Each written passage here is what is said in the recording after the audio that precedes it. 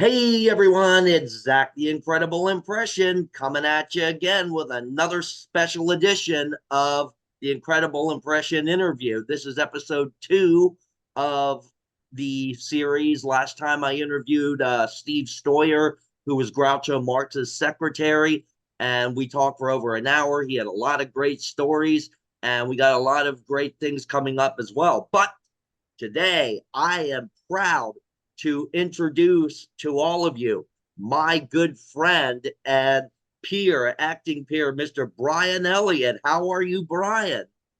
I'm doing good, Zach. Thank you for having me on, buddy. Hey, I'm glad to have you. This is indeed an honor. So let's jump right into it. I'm going to give you the platform. Where did you get started? What are you involved in? And how long have you been in the business? The platform's yours, brother. I began my acting career in 1998 doing a short film that was being put on at my high school. Um, Basically, it was a countywide, I guess you could say, program called Crime Solvers, that highlighted criminals. But this time they went into the school system to find actors to put the production throughout the county teaching service. What it was I auditioned for a role for a guy who buys stolen goods.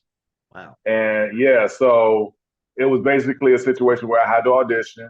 And this was my very first audition. Got the part, and it circulated throughout the county schools. And I thought that was pretty cool. That was my junior year, and that was back in 1998. And that's kind of where I caught the acting bug a little bit. So yeah. And so you've come a long way then, 1998. I mean, I was only, let's see, I was only 12 years old at the time because I was born in 86. Right. Yeah. No, I was definitely young. I was 16 and green. And see, the whole reason I got that audition was basically because when we were in English class in high school, you know, at, when you're in English class, you have stories, authors, stories that the teacher wants you to understand and, get familiar with. And so when it was my time to read aloud, I would get involved in the character. I would read the character animated and like I thought it would be portrayed. And one day, she was like, "Hey, can you perform this in front of the class in costume and everything?" So I actually No did that. stage I fright or remember, anything?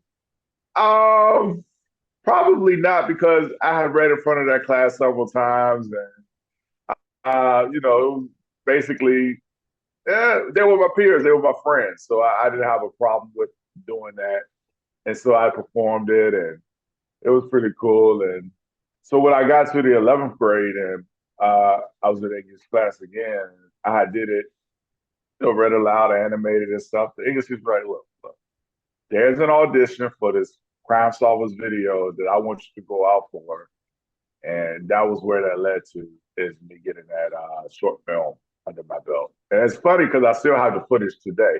I don't know if it's quite a little bit grainy and it's on VHS, and but it was pretty cool. Yeah.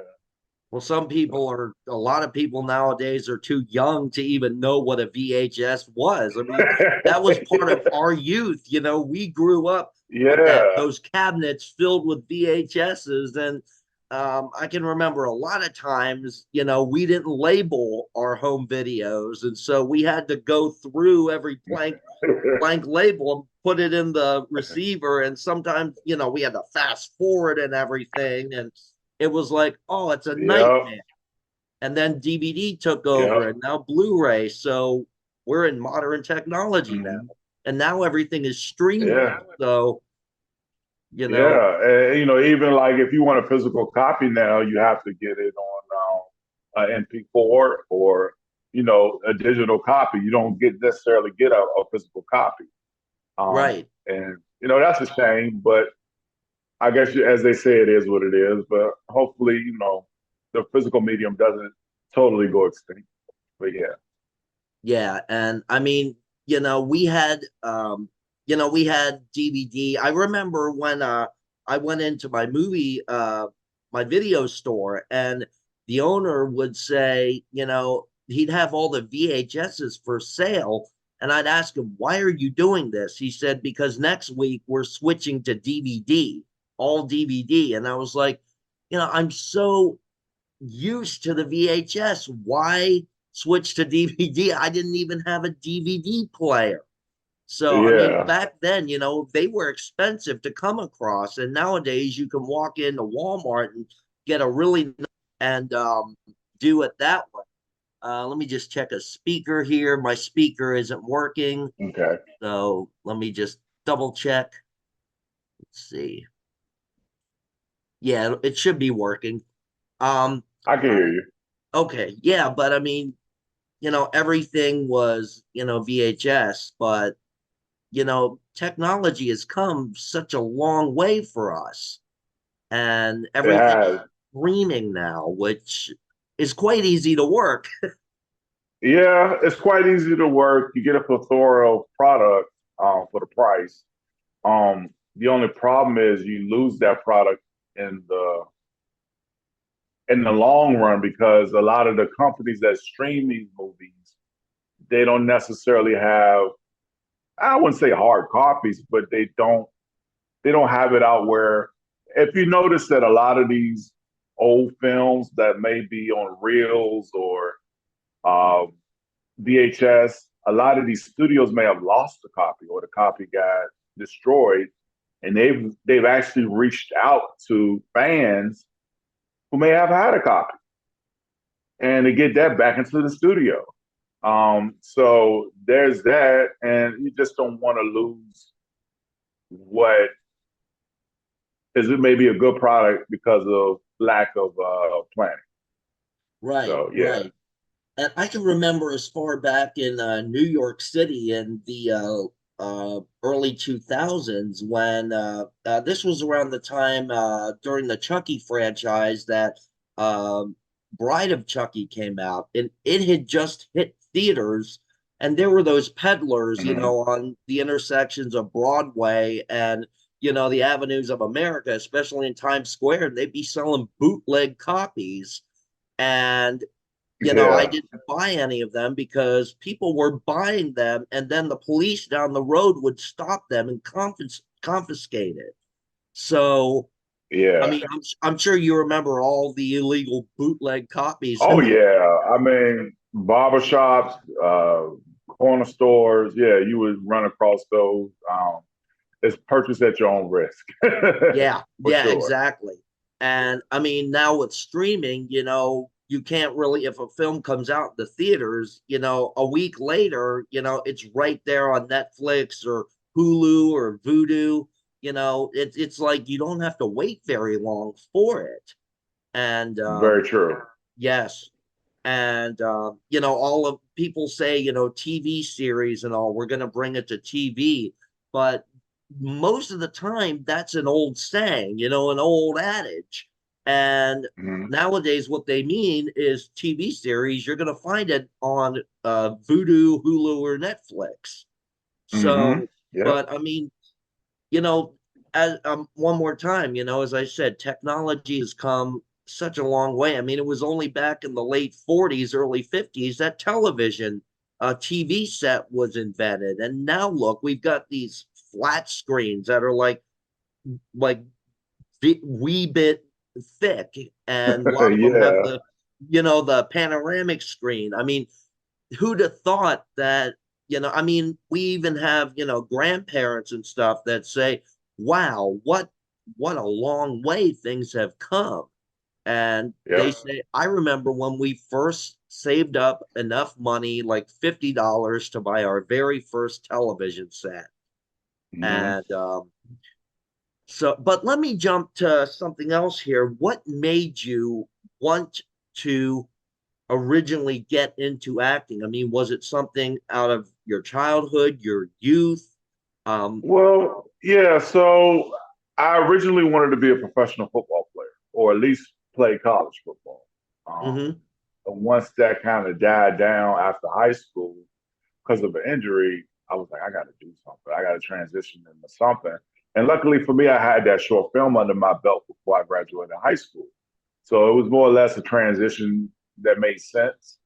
Um, and I kind of caught the acting bug in high school. And that was really my foray into it. I always wanted to be successful, rich, or famous. And being an actor, you vie for attention. That's why you're in front of the screen or on stage. So, that was kind of my early reasons. Um, Now it's more or less I love to do it because it's cathartic. Um, it's it's emoting. It's getting out those things that you didn't know you had inside of you. You know what I mean? Right. Yeah. So yeah. So after high school, basically, I did a couple of stage plays. I did a play called The Mice and Men. I know you heard of that. It was required reading in high school, and I played Crooks, who was the older African American farmhand, and I enjoyed that role very much. And then after that, I moved to LA in 2005. Stayed out Wow. there for about a year. Yeah, yeah, stayed out there for about a year. Uh, did short films, student films, and independent features, and also learned my way around a big studio set. I was doing background work on lots and things of that nature, trying to get my SAG card. And you know, it was a process, and fortunately, kind of was couch hopping, so it was like I had to move back home to Virginia, and I stayed out there for a year, like I said, and came back home. I hooked up with a production hub in West Virginia, and they taught me a little bit of the ropes of how to produce. We did some features, some indies, some commercials, and he even had a TV show that he had on Cryptic TV. I don't know if they have that in Florida where you're at, but it's like a DigiNet TV show, TV Yeah. network. Yeah. I'm sure we have one somewhere. But Yeah, it's not off the top of my head right now, but I'm pretty sure we have one. yeah, it's like an Ion TV or something like Right. that. Yeah. Well, speaking of, independent films and stuff like that, I just appeared as a supporting cast member in a TV series down in Orlando. And, I can't really give any details about it because the pilot episode is still in post-production. But Okay. I walked into a studio and that's actually connected to one of the huge malls we have down here, the Okay. Oviedo in Oviedo, Florida. I mean, the it's a huge mall, but then off to the side, it looks like just a regular warehouse with a truck, those tractor trailer garages, the shipping and inventory garages.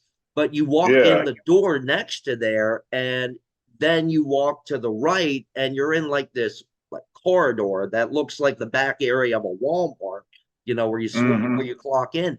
But then you go in this other door and you're in the middle of a television studio. And I mean, there's little areas off to the side, little tiny rooms. One is like a children's bedroom, and next to it, you got Yeah. a jail cell.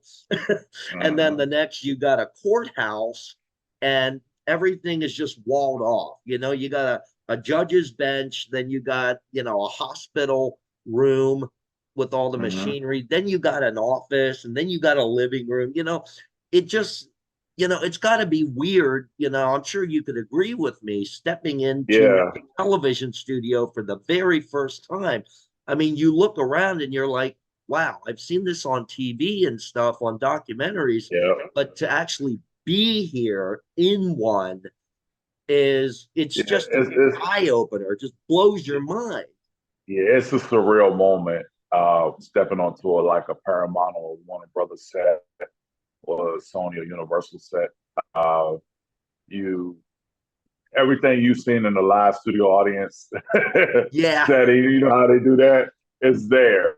You know what I mean? It's there in Hollywood, and it's definitely it takes you back a step, and yeah, it was a good feeling being on those sets and learning yes. and meeting some folks, and yeah, so definitely, it's definitely one of those things you want to get off your bucket list if you're an actor. So Yes. Yep. And even nowadays, I mean, like Warner Brothers and Paramount, you see all the different studios there, like, but they just Hmm. look like aircraft hangars. But Yeah. you look at it, you're like, this is nothing more than an aircraft hangar with four walls on it. Then you walk in and you see these lights and everything, and you see bleachers Yep. for a studio audience, especially on Warner Brothers. But nowadays, I've noticed very few sitcoms and stuff actually have a live audience anymore. I mean, Yeah. everything Very is true. more reality television or soap operas or what have you. Yeah. Have you noticed they've gotten rid of the laugh track? Yes, yes, I have Yeah. noticed that. The only time you Yeah. can find a laugh track is on YouTube. Yeah. So, They're shooting very few slapstick sitcoms. mhm, You know what I mean? Physical comedy sitcoms or live studio audience sitcoms, like you said. They very rarely now use. I can't say they don't use three camera, multi cameras, but they very rarely use live studio audience. Very rarely use laugh tracks. And, uh, yeah, there's very few new shows that linear TV is producing, especially comedies. Um, whether that's due to streaming or whether that's just due to conditions because of the strikes is probably part of it and COVID too. Um, there's been a contraction within the industry revolving around new productions.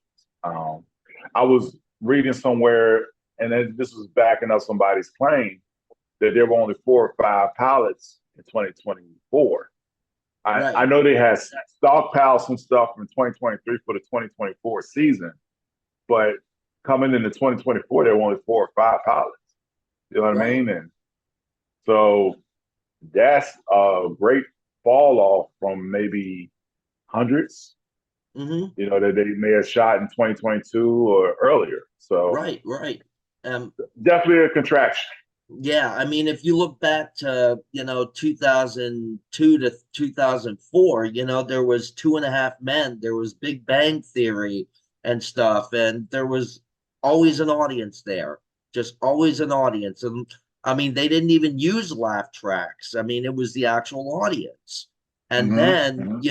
you go to, and this was, as I said, only 2002 to like around late 2009, early 2010s and teens, and there was still, live uh, programming and studio audience. I mean, the only thing now that you see with the studio audience is like Dr. Phil or the talk shows, the Steve Wilkos Yeah. show, and Maury and all that. But as far as sitcoms go, the only thing I've seen lately has been Roseanne or the Connors. I mean, but Hmm. some of those shows that were revamped, especially like Fuller House from Full House and everything, those were, they were meant to be sitcoms in front of a live audience. Yeah, for Uh, sure. yeah, I mean, times are Yeah, changing so fast. definitely changing. I guess the good thing about the whole streaming boom was that there were a lot more projects coming out.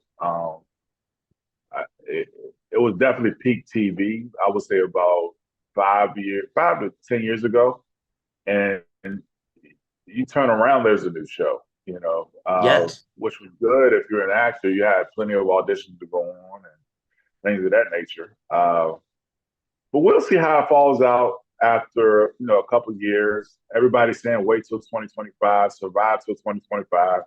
So that's one of the things that maybe we have something to look forward to see another technology comes out, which we know AI is coming out, but Oh, yeah. maybe something that can put a little bit of a oomph back into the industry.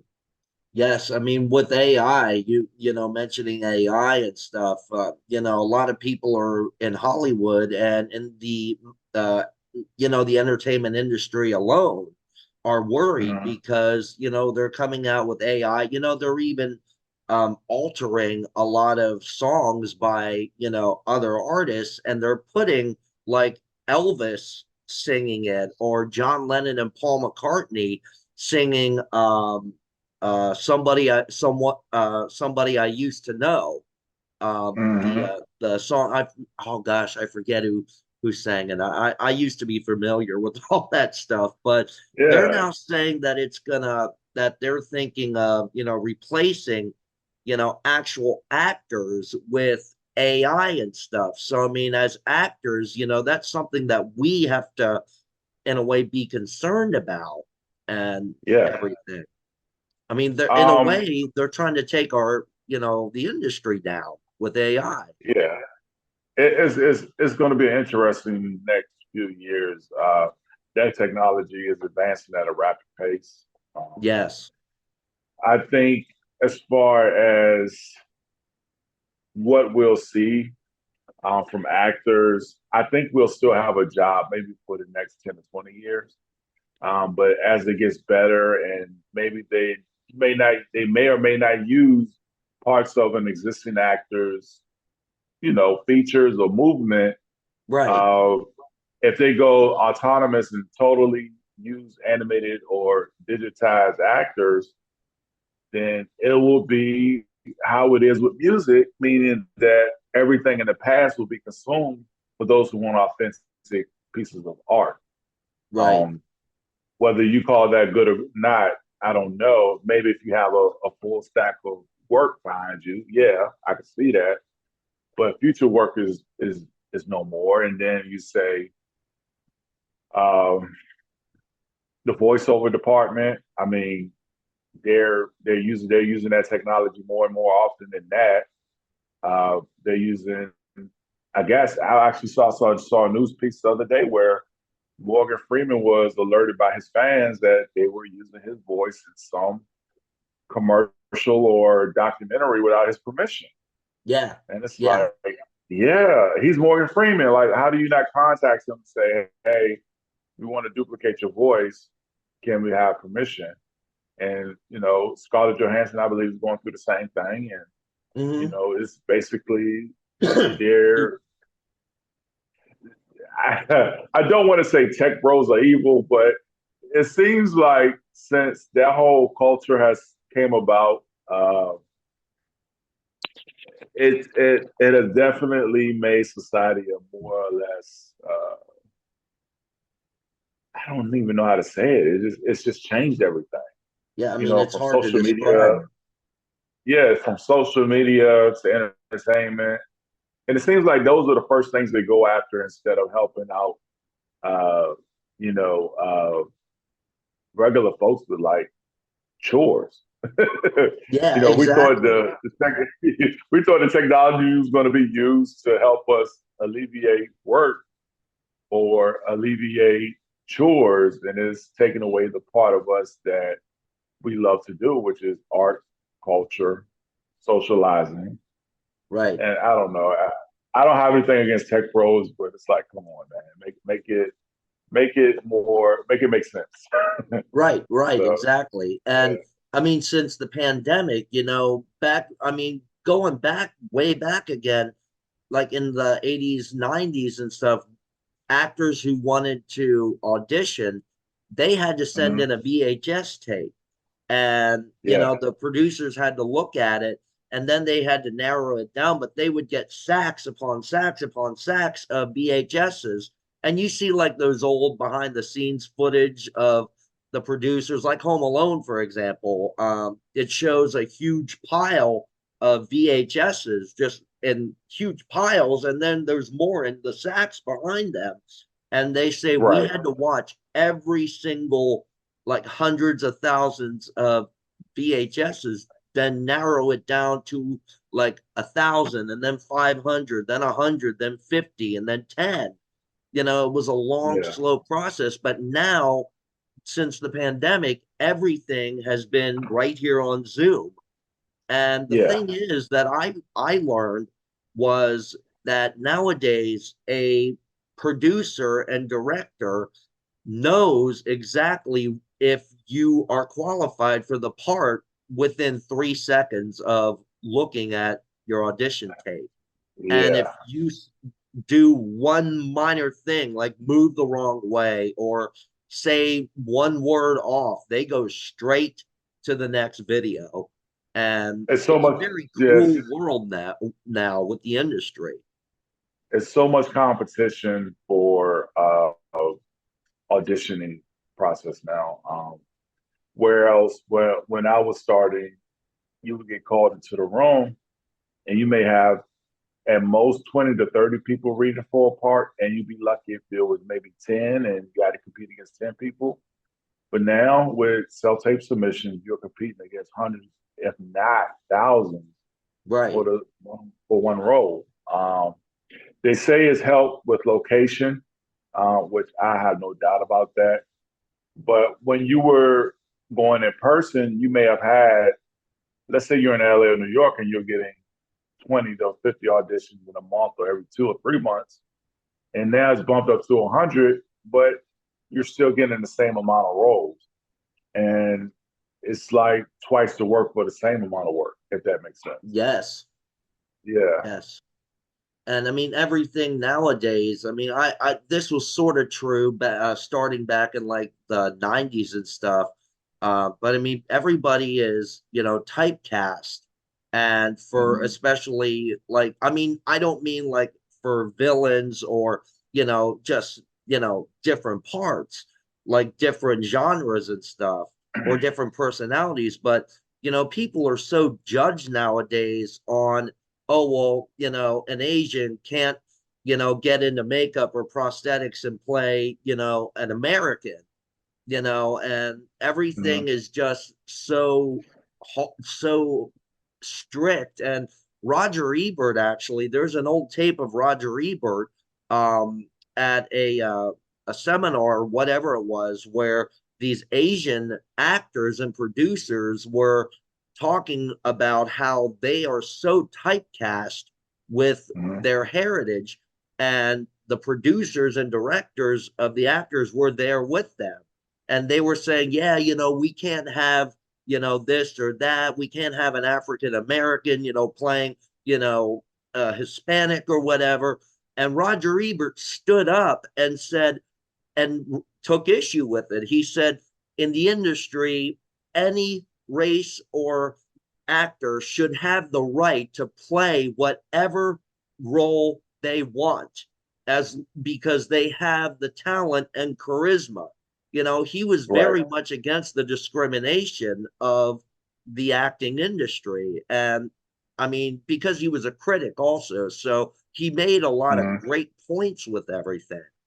And I mean, Yeah. now, yeah, it's just such a cruel world now. I mean, what are your thoughts on that?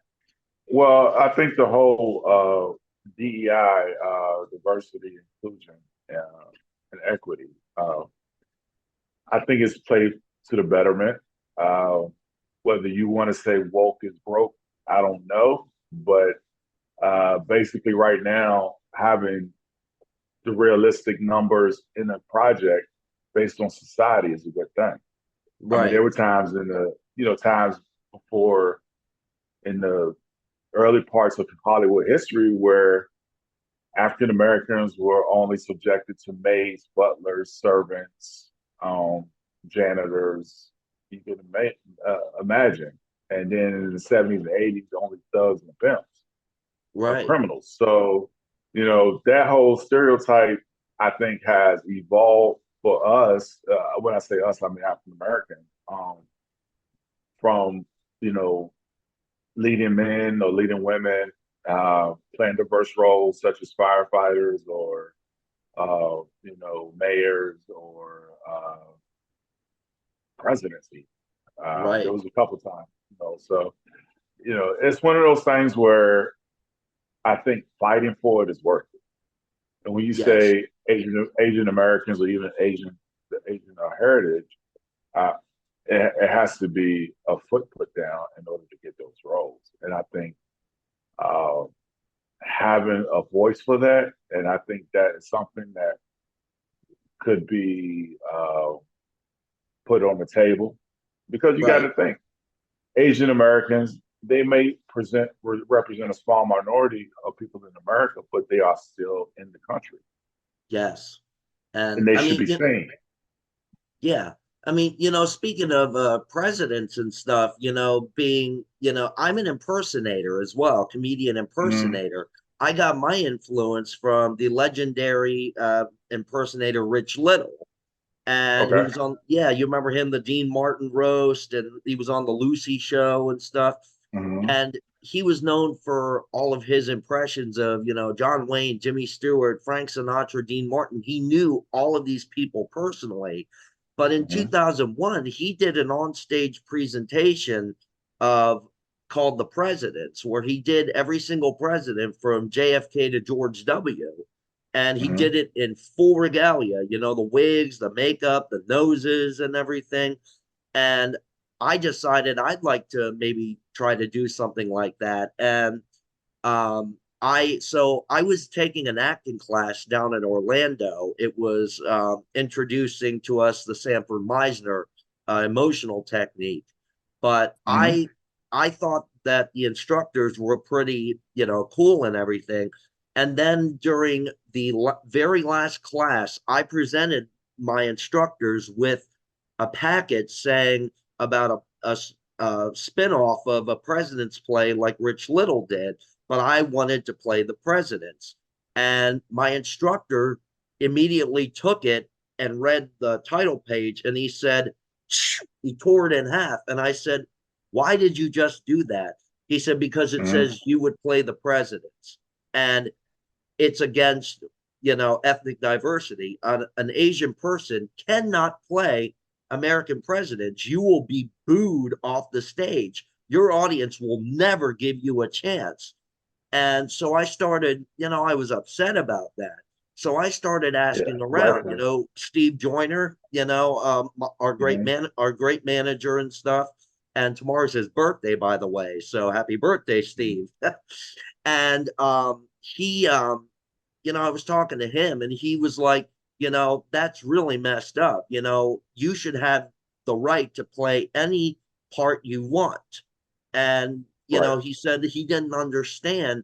And he said, you could ask anybody these days, any professional out there, directors, casting directors, what have you.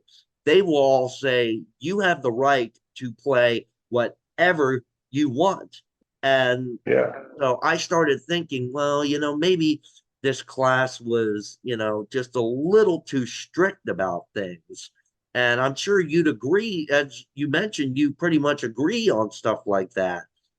And Yeah. I mean, just Yeah. I think you let the audience decide if that makes sense. yes, Now here's a reverse case to that was when there was uproar over the last couple of years. It wasn't really negative, but it was like looking back on history, people were upset about Robert Downey Jr. playing blackface in Tropic Thunder, which at the yes, time, because of our political climate at that time, was okay. It was funny. It was hilarious. Nobody made us think about it. right, You know, I wonder had it been, as you know, and this is another part of history, is like back in the early Hollywood, instead of having black actors play themselves, they would do minstrel and blackface. right, You know, uh, they would have Caucasian actors and actresses play African Americans in makeup. right. Um, Al you know, Jolson was one so of those, and the jazz singer, and the yeah. yeah, So I wonder if it's that or if it's because it's gatekeeping, if you will. yeah, You know what I mean? yeah, But yeah, you have the right to play anybody you want. You let the audience decide. yes, Um, you know, that's the only advice I can give you, man. yeah, Is you let the audience decide, and if you feel right, like they don't want to see it, then you have to make adjustments.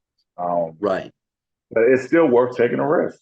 It's still worth yes, taking a risk. I mean, Eddie Murphy played. If you saw Coming to America, he played a Jewish guy. yes. Yes. you know. Yeah. So and it came off funny, Yeah, you exactly. know. So I don't know where that teacher came from with that, but it can be done.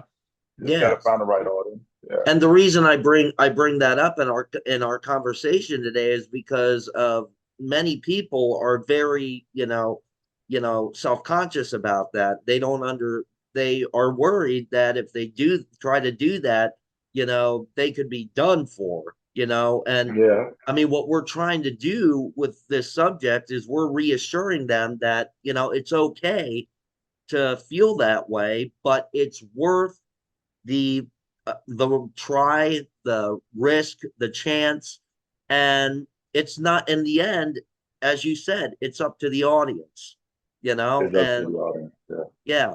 But I mean, people out there, that are worried, take the risk. I mean, acting in general is a gamble. You're yeah, betting on the world. You're betting on whether you're gonna make it, whether you're gonna be successful, whether the public will take a liking to you and stuff. But I mean, it you and me being, pretty much professional actors, we're used to that kind of stuff. And so hmm we're willing to take those risks. But we didn't start off by taking those risks. We had to build our right. morale up and our self-consciousness. So, Yep. and now let's move on from that subject. I mean, we spent a lot of time on that, but we were working together to try to, you know, help people understand. But Yeah.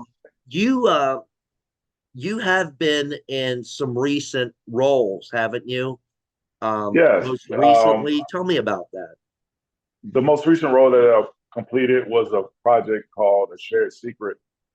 We shot that here in Richmond, Virginia. I had a supporting role as Lieutenant George Hardaway, and basically it's a film noir about a cop who had a bad shoot who gets blackmailed by a mob boss, and he actually ends up getting caught up with one of the mob boss's girlfriends throughout the story.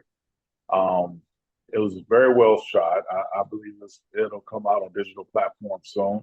It premiered at the Ashland Theater here, right outside of Richmond, Virginia, in Hanover County, and we had a nice audience come out, and yeah, so it's on IMDb right now as a credit, and yeah, so we shot that, and I also have another film in post production called a suspended disbelief, which I play the doting father of a young Maya, who's one of the main characters in the movie about an elderly man who's on his deathbed, and he befriends Maya, and they tour, and it, I guess you say travel across the country, helping him uh, come to uh, just kind of like reflect on his life as he's passing away, and the stories he's sharing with her, and so he's helping him uh, get adjusted to crossing over,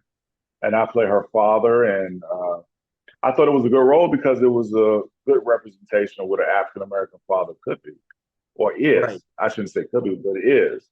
Um, you know, it spoke to a lot of people that I know, a lot of fathers who are good fathers, a lot of fathers who are there for their kids, and it was a small role, but it was nice to play that. right. So we're in post production on that, and we're going to be doing some ADR on that soon, and so we have that, and I think before that I shot a pilot called Gotcha, and that was filmed in Richmond as well, and we shot that to BET, and of course it may not have gotten picked up, but right now it's in the hands of the someone who has a telecommunications company in Africa, and they're thinking about putting it on those channels over there. So we're waiting to see what happens with that. So yeah, that's what we got going on. All right. Yeah, that does. I mean, the way you were describing it, I mean, I think if I was, a streaming CEO or whatever, I would be plunking, for having that on my network. And I mean, Yeah, it sounds really, really great. I mean, just the plots and the roles that are involved. It's think people dig that nowadays. yeah, And yeah. I mean, even like the in the early 2000s, they had, of course, they had like Days of Our Lives and As the World Turns and General Hospital, but then they also had those soap operas that were based for the younger crowd. One Tree Hill with Chad Michael Murray and Sophia Hmm. Bush, and Hmm. that was more for the teenage and the early 20s um, people. And then they had like what was that other one? Of course, in uh, the early 90s, they had Seventh Heaven, which was Hmm. more of a half hour, like, soap opera. I mean, I don't think it was classified as a soap opera, but I mean, nowadays you can look at it and say, yeah, that was sort of like a soap opera for, Yeah, a little soapy. Yeah, yeah, so soapy. people bringing their kids up. Yeah, I like that. Little soapy, slight bubbles in there, but Light not as bubbles in there. yeah. Yeah. I mean, you and I are. I mean, being great actors and stuff. I mean, you have comedy in your background too, don't you? I have a movie that I shot called Your Pomegranate, and I played a blue collared bigot. Oh And it came wow. off, and it came off as comedy. It was a dark comedy, but it came off as comedy. And man, I was just hating on everybody in that movie. So Yeah. yeah, but it was definitely a change of pace for me. Hmm. I haven't done a whole lot of comedy, but that one was one that I had a lead role in, and it stood out for me. Yeah, so and you can Yes. actually find that on YouTube right now at if you search and put in the search bar Brian Smith, Your Pomegranate, just like the fruit, you'll find it there. Okay, folks, I'm going to pop links in the descriptions for all these great things that Brian's talking about. So you can click on the links then and go right to it. And Yeah. you do you have an official website as well? I don't have an official website, but I have an IMDb page and I have a Facebook actors page. So if you want to go on IMDb to find me, you can find me at imdb.me/Brian Elliott, spelled BrianElliott. All Okay. right. And then on Facebook, you can find me at facebook.com/wanna lead. WANNALEAD. Wanna lead. You can find me there as well. And I mean, as we all know, you and I are going to be working together on something upcoming. But we Hmm. by our contracts, we cannot talk about it because we Correct. don't want to give up any plots or anything. But um, let me ask you something else. As far as memorizing scripts and stuff, how Hmm. are you? Is that an easy thing for you to do, or do you have to sit there and study it, or do you have to I study have for a long periods? I have a technique that I use. So what I do when I have to memorize, let's say, three or more pages or a scene or two, um, I actually take it in chunks. So I'll take it in maybe 2 to 3 line chunks, memorize my part, and do it like that until I have it down, memorized down pat, and then go to the next section, 2 to 3 line chunks, and then put it together, 6 line chunks, and then maybe move on to whatever more is there left. And then once I feel like 80% of it down, memorized just off the top, I Hmm. would write down, I would write down the lines on a piece of paper as memorization techniques that helps me to Hmm. say, I have it down. So if I could write down, let's say 90 to 95% of the dialogue without a problem, then I know I have it down and I can go back and clean it up as I look over the rest of the dialogue. Right. And I mean, the technique I use is I know we nowadays we get our we get scripts emailed to us as a file and we Mhm. download them. What I like to do is I like to print mine out. And then I go on my Mhm. phone. I have the the voice recorder on there. So what I do is I read Okay. through my lines, and I always before I begin the next my next line, I'll say the last word of the person that I'm in the scene with, and that gives Mhm. me my cue to remember my lines. But what I do is I have it on my phone, so I put it down into a file, an audio file, and I listen to it as many times as I can. When I'm driving, or when I'm just sitting around, I'll put earbuds in and I'll listen to it Mhm. over and over and over and over again. And I'll, as I start to listen to it, because I'm more of an audio kind of Yeah. learner. Yeah.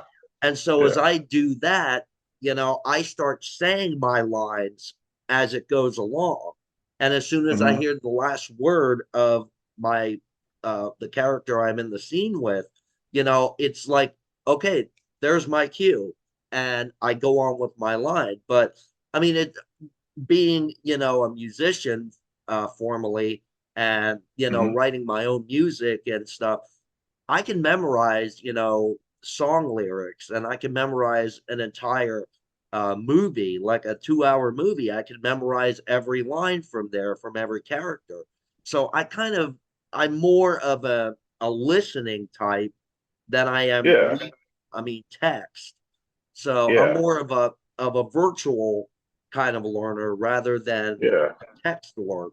But I mean, Yeah. everybody has their own techniques. I mean, like They you had definitely one do. technique.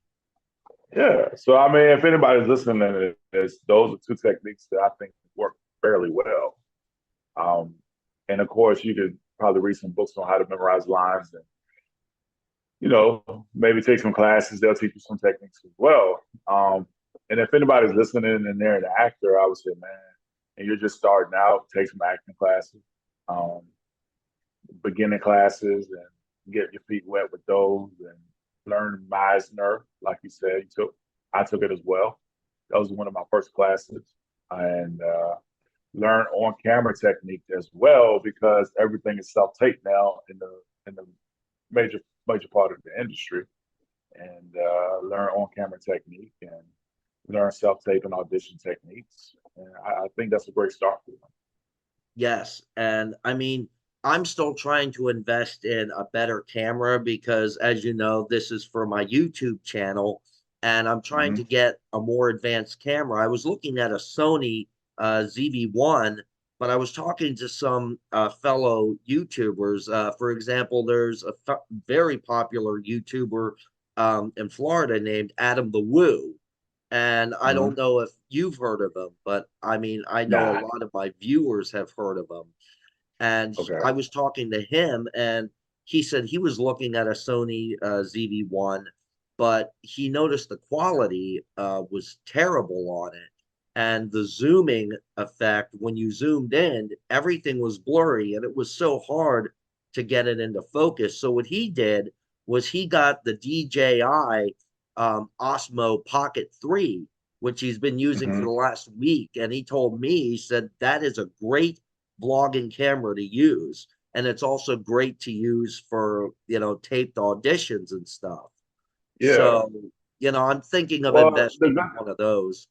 the good thing about the SAG after strike is that they did make some adjustments to the self tape requirement. Yes. Um, they said there aren't necessarily any specifics that they're going to require for pixel Hmm. resolution. So that allows people who want to use their phones to do so, whether that be Android or iPhone. Of course, if you have a camera, that's always better. Uh, Right. and they made it so that there isn't this whole responsibility flux on the actor, so to speak. Now you still have to have great lighting, camera, and backdrop and sound. Make sure your phone picks up the sound. But yeah, so they worked on that a little bit to make it so disadvantageous for actors who need to self-tape. So yeah. Right. And as we talked about, since the pandemic, everything is on Zoom now. All you got to Hmm. do is, record your audition, click, send it in, and they Yeah. give you a response. And most casting directors, they have, a whole array of, casting teams and stuff. So it's not like back in the 90s where, John Hughes would have to go through like every single VHS and then say, okay, well, we'll call you, but it's going to be about a week, and a week turns into like almost 6 months. And then, Yeah. the process you had to go in for an in-person audition, then you had to come back then they had to decide if you were good for the on-screen audition with the co-star, and then if they thought that, then you came back after that. And It was a lot of travel. nowadays, yeah, nowadays it's just so easy. I mean, people will even want, if they choose one cast member already and finalize their decision, they will look at other audition tapes for the opposite character. Like if it's a husband and wife, they'll look at the males and the females. They'll put them together and say and find out, this person would be an ideal um, candidate for the cast, Yeah. and they'll show it to their team who's sitting right there anyways, or watching Yeah. in another room connected by internet and Wi-Fi, and they'll Yeah. say, this is good. Yeah. um, Uh, it's yeah, it's definitely changed since COVID and the self-tape era.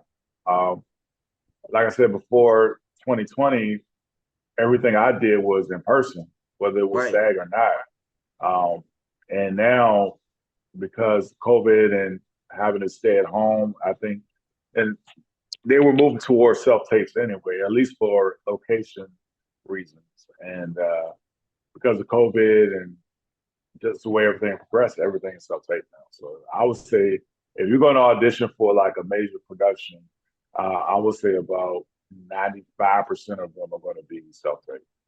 Yes, and quite honestly, that does save a lot of money and stuff in a Mm-hmm. big way. I mean, however, there are some auditions where like you have to save some money in the bank in case, like for New York and stuff, especially like if Yep. not just Broadway, but they're still doing a lot of tapings in New York, and so Mm-hmm. you might have to fly out to meet with them. But I mean, Very true. but it's much less than what you had to previously, where now you Yeah. can just do it in the comfort of your own home. Yep. And yeah, I mean, speaking of getting a SAG card, because people are trying to help me, work towards getting my SAG card. What are Mm-hmm. the for my viewers out there and anyone who's looking to get in to this incredible industry? Um, Mm-hmm. how and they want to, get their SAG card eventually. How do people go about that? What are the steps? Ah, it's work. You got to step foot on the set first. Um, okay, so you live in where? Florida? Yes. So they're what they call union zones, and they range about 800 miles outside of Los Angeles and outside of New York. Hmm. So if you go in an 800-mile radius around the city of New York, and you go an 800-mile radius outside the city of Los Angeles, you're in those union zones. So getting a background voucher, a SAG background voucher for that in those zones is easier than living in Florida, Texas, Atlanta, Chicago. I think Chicago's a union zone. I might be wrong. But if you're talking about in the Midwest, uh, you know, kind of in the middle of America, and especially big states like Texas, Florida, and Georgia, North Carolina, South Carolina, you'll have a hard time getting through background work. Hmm. Um, you will have to get bumped up to principal. Um, Yeah, so if you're in the state of Florida or Georgia, I'd advise you to move to New York or Atlanta or one Hmm. of the area zones around there. I think one of the zones around uh, uh, Los Angeles is Phoenix and New Mexico. In New York, and it's crazy because I live in Richmond, Virginia, and the zone drops off, I think, 20 miles south of Richmond. Hmm. So lucky for me, you can work on a background. You can work background on a major set, get your voucher that way. Hmm. Otherwise you had to get bumped up. Yeah. Um, a lot of agents these days, they'll take on non-union clients, and they may work you into a principal role for SAG card. They may do it through commercials, um, or that's what the agency I'm with. They say if you're not union off the bat, then you have to start in the commercial department to get your SAG card. Right. Um, so, uh, and then there's another way, which I don't know if they still allow it or not, but you can tap Hartley yourself by shooting your own production. Right. Um, Like but indie films and yeah, stuff. indie films, and but your production company has to be signatory to SAG after, and you have to do paperwork, a bunch of paperwork, Right. and they have to approve it. Like you have to Yes. have a script, they have to approve it. So there's a way too. Um, yeah, but I would advise if you don't have the wherewithal to shoot your own production, and you live in one of those major states that don't have a union zone, then you may have to to move to one of the hubs and Hmm. work, work that circuit. Well, I just about 2 months ago, I was doing my research on Uh-huh. zones as well, and I was Steve was telling me about they're called there's certain states that are called right to work states where Yeah, you have to be a member of the union or you can be the certain states like Florida, for example. I read is a right to work state. You can be a yeah, member of the union or you don't have to be because I mean Florida has a lot of indie companies and stuff. yeah. And Hmm. I'm actually writing a script right now for Okay. a film that I'm trying to bring to light. And the opening scene has a reporter who is a very fast talker. And I was talking to a lady that is going to help me try to get the funding for it eventually. And Hmm. I told her that that opening scene, I would love to have the fast talker, John Machida. I'm sure you've heard of him. He was the Micro Machine uh, Oh yeah. spokesman and the FedEx guy. And she sent me a website for, I guess, SAG waivers for, um, I guess, certain SAG people have Hmm. the uh, the choice of being able to do that, even if it's a low budget or indie film, as long Right. as it's a little cameo. As long as it's, I think it has to be a certain amount of screen time in order for Okay. that. And but I mean, a lot of people have actually made certain cameos and stuff. So it's not Hmm. impossible, but it is a little work to get that done. It is work. Like if you shoot your own production to get into the union, then you do have to have a current SAG member on set as one of your cast members in order to get a signatory. So Right. there's some leg work. I mean, that's why I left it for last because there is leg work involved with going about it that route.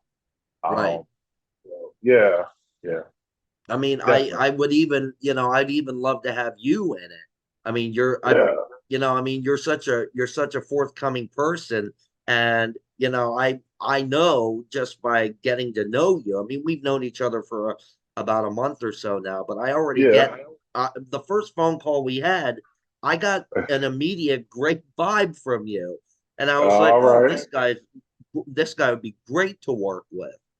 Yeah, So I appreciate that. Yeah, I would let it read the script and we could pick out a role and we'll yes. talk about it. Yeah. Yes, and I mean, I work for about I do my work during the day, to I mean, I'm unemployed right now because I'm trying to focus Hmm. more on the acting industry and doing the work necessary to get in to the industry and to eventually, land, or not eventually, but to land auditions, to get Yeah. commercial roles, and to get my, my SAG card.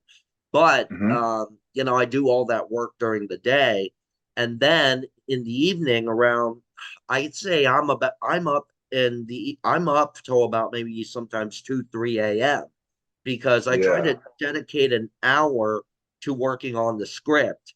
But some nights I get so involved in it that I Hmm. finally look at the clock and I'm like, whoa, I started at 9 o'clock tonight. I only wanted to work till 10. And I look and it's like 2:30 a.m. I'm like, where did the Yeah. time go? And I Yeah. mean, I'm sure you've heard of the screenplay app called Celtics.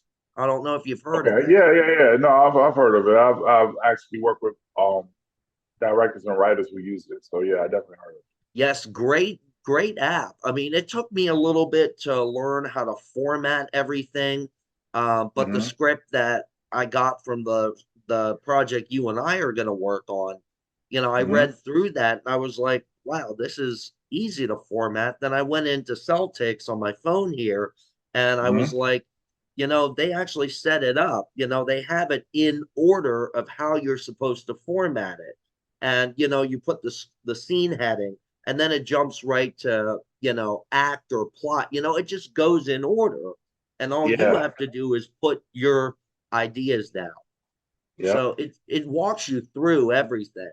And I Hmm. mean, I've tried to look up tutorials online and stuff, but they jump all over the place. But there was one person who said the best way to write a script, especially for beginners, is Celtics. It will take you through and show you each step, and it actually goes in order as you write. Yeah. Yeah. So It's a very good program. Anybody who's trying to get into screenwriting definitely needs that program. Yeah.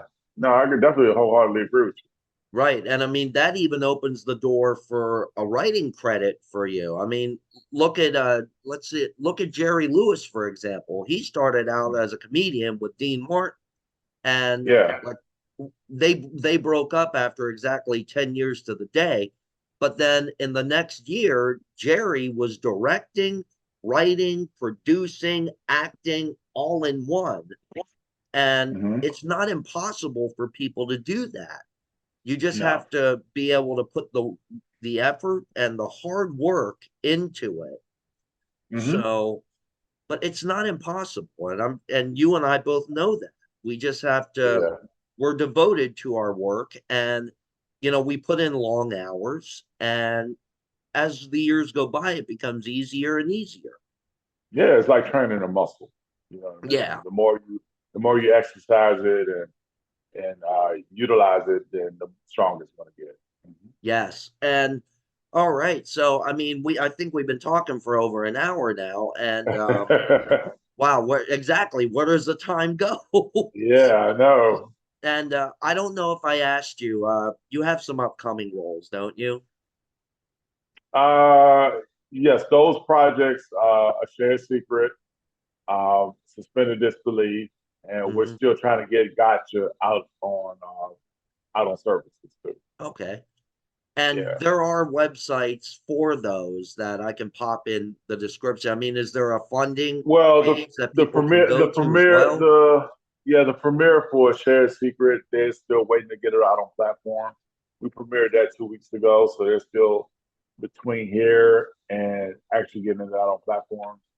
Suspended Disbelief is in post, and Gotcha is still under wraps because they're trying to sell the project.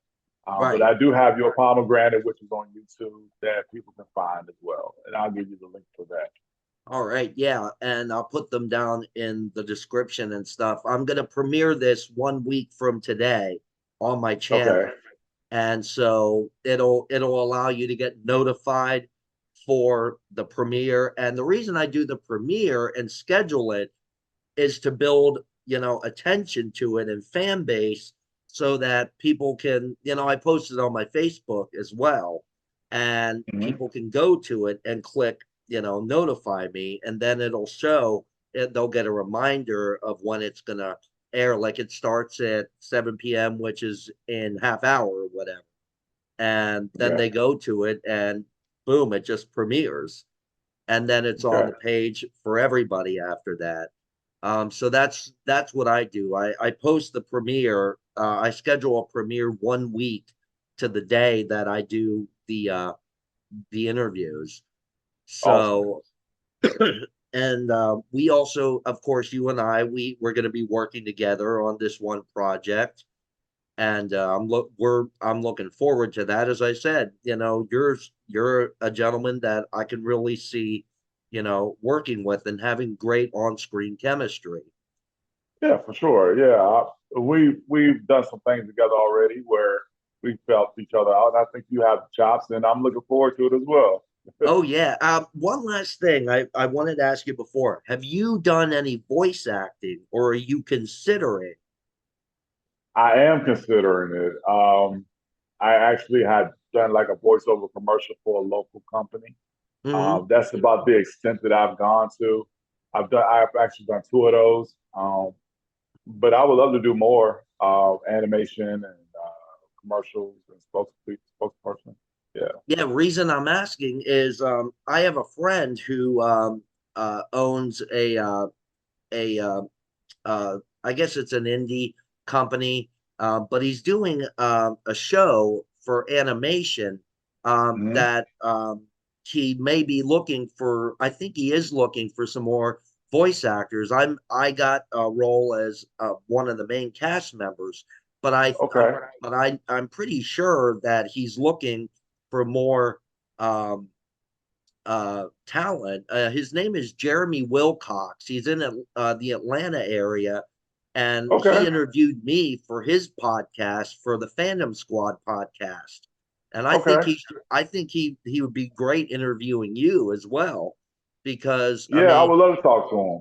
absolutely. And I'll put in a word to him. He's been having a few some rough times recently, but I did receive a text from him the other day. He's looking to get back to work fully by Monday of next week. But I'll shoot him a text this afternoon and give him a good referral for you and have him get a Okay. hold of you. Okay, cool. Are we still recording? Because I think the recording is still on.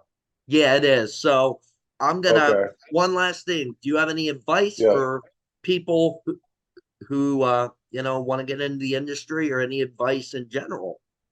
Yeah, man. Keep grinding. It's a numbers game. Basically, take acting classes to begin with before you even step foot on the set.